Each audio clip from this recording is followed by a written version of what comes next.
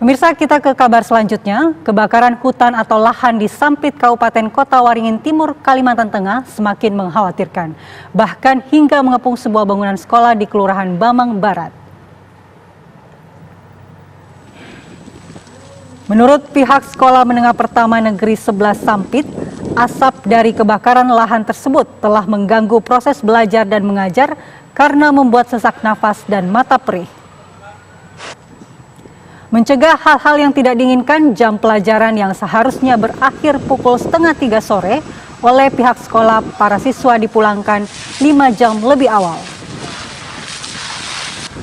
Dalam menanggulangi kebakaran hutan atau lahan, petugas termasuk masyarakat peduli api lebih memprioritaskan penanganan di sekitar kawasan pemukiman atau bangunan fasilitas umum lainnya termasuk sekolah.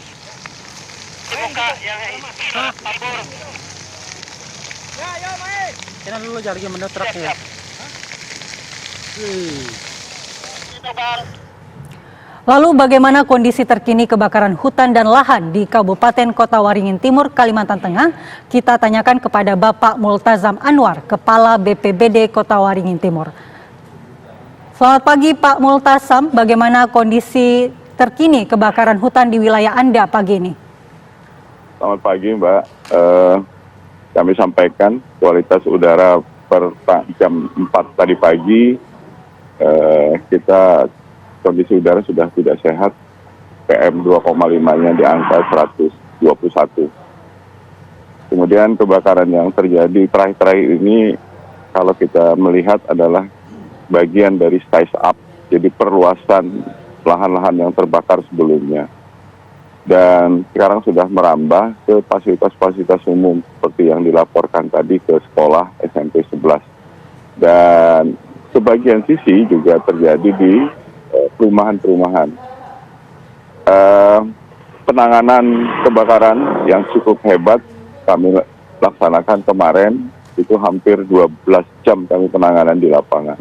Tentu ini agak ekstra sedikit karena lokasi ini sulit untuk mendapatkan air untuk pemadaman dan kemudian juga peralatan atau ketersediaan personil yang sangat terbatas karena tingkat kelelahan dan ekstra dalam penanganan kabut asap.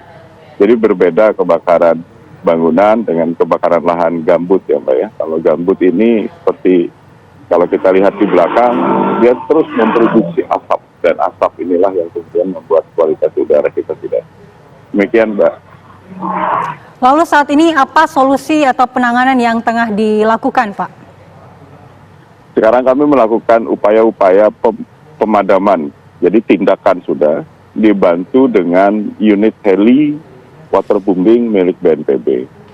Sebenarnya pada hari ini kami juga akan menyampaikan secara administrasi permohonan penambahan unit heli untuk bisa di-stay di Sampit.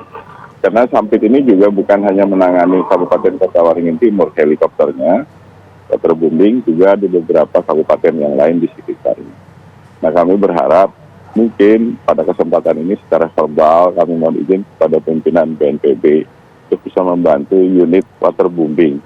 Kenapa? Karena lokasi-lokasi kebakarannya sudah sulit dijangkau melalui darat. Jadi kalau dari jalan raya yang seperti sekarang saya berada, bisa sampai 10 km tanpa akses jalan.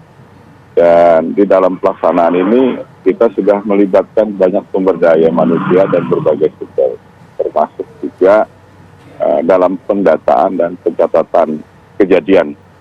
Ini kurang lebih 500 hektar sudah yang kita tangani, tetapi sebenarnya existing lapangan itu mungkin dimungkinkan lebih, karena ada lokasi-lokasi yang tidak dapat kami jangkau melalui darat.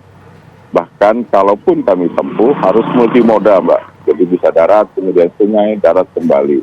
Dan itu untuk mencapai bukan waktu yang sebentar, bisa 3-5 jam untuk sampai ke titik lokasi.